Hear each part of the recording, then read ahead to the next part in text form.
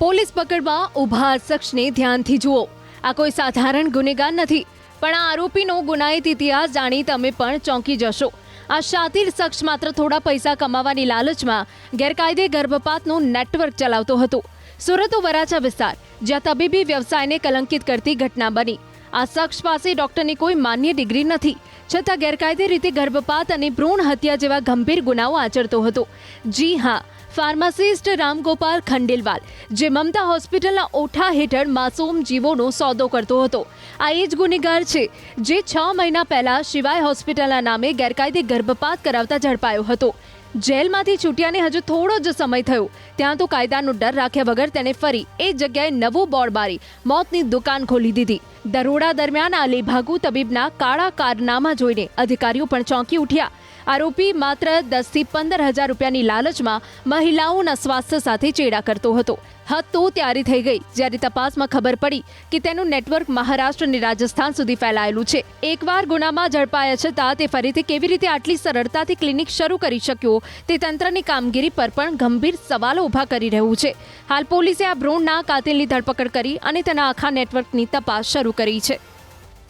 સુરતના વરાછા વિસ્તારમાં મમતા હોસ્પિટલમાંથી ગેરકાયદેસર ગર્ભપાત અને ગર્ભ પરીક્ષણનો મામલો સામે આવ્યો હતો। આરોગ્ય વિભાગે દરોડા પાડ્યા હતા, પણ આ હોસ્પિટલમાં કામ કરતો રામગોપાલ ખંડેલવાલ ભાગી છૂટ્યો હતો। જો કે વરાછા પોલીસમાં આ બાબતે ગુનો દાખલ થયો હતો। આરોપીની ગઈકાલે મોડી રાત્રે ધરપકડ કરવામાં આવી છે। તેના વિરુદ્ધ હવે કાયદેસરની કાર્યવાહી કરવામાં આવશે। મહત્વની વાત છે કે ગોપાલ ખંડેલવાલ છે કે જે 2025ના નવેમ્બર મહિનામાં આ જ જગ્યા ઉપર શિવાય હોસ્પિટલ નામથી હોસ્પિટલમાં ગેરકાયદેસર ધંધો કરતો હતો।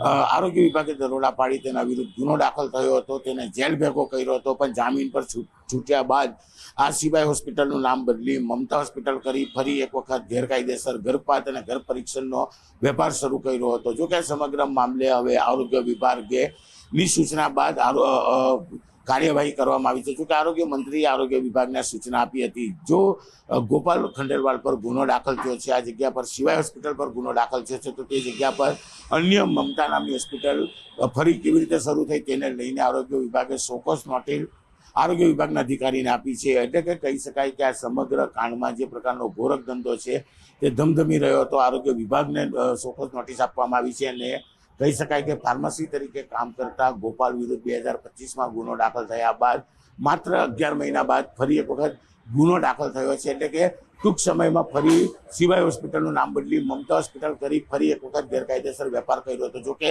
દરોડા દરમિયાન 3 મહિલાઓ ત્યાંથી મળી આવી હતી। એક મહિલા ભાગી છૂટી હતી અને 2 મહિલા હાલ સિવિલમાં સારવાર હેઠળ છે। બંને મહિલાઓ મહારાષ્ટ્રથી ગર્ભપાત અથવા તો ગર્ભ પરીક્ષણ કરવા આવ્યા હોવાની વિગતો પણ સામે આવી છે।